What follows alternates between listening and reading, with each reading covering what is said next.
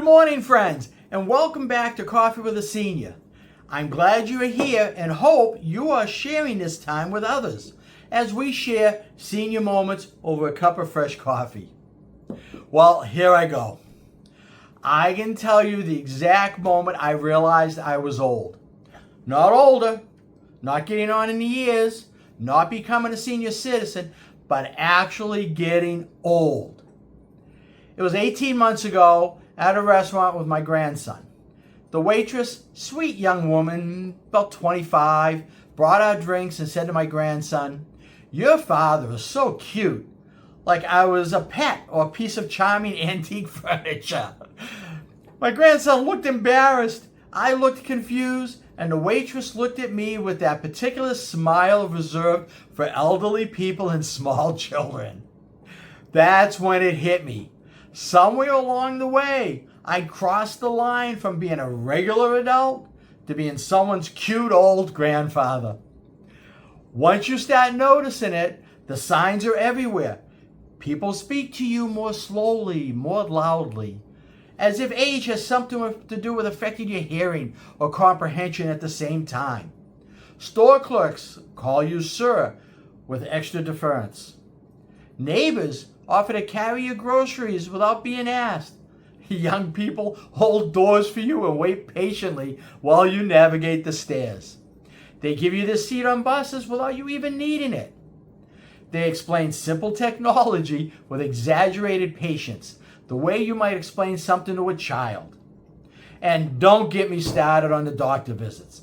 Suddenly, every ache is attributed to your age. Every slow response is met with, "Well, at your age," like turning 60 means your body comes with a predetermined expiration timeline.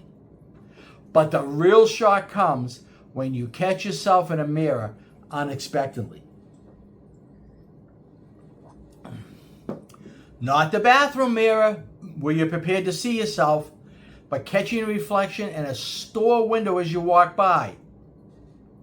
Who's that old man walking next to me? Oh, that's me. That's actually what I look like to other people? When did my posture change? When did my walk become more careful, more deliberate? When did my face develop all those lines and age spots that I somehow missed acquiring? In my mind, I still feel like I'm 45 with a lot of experience, but my reflection tells me a different story. The strange thing about aging is how your inside age and your outside age become completely misaligned. Inside, I feel like the same person I've always been.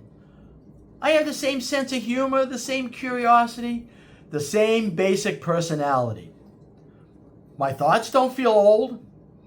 My interests, they don't feel outdated. But my body has been aging without my permission or supervision. My knees make announcements when I stand up. My eyes require negotiations with small print. My memory has become selective in ways I didn't authorize. So there's this disconnect between how you feel and how the world sees you. I'm still me, but I'm me in an old person's body, being treated like an old person by people who can't see anything beyond the gray hair and the careful movements. There's an adjustment period when you realize you crossed this line. A grieving process for the invisible person you used to be. When you're young, you're seen as someone with potential, a future with possibilities. When you're old, you're often seen as someone with history, with limitations, with predetermined capabilities, but there's also liberation in it.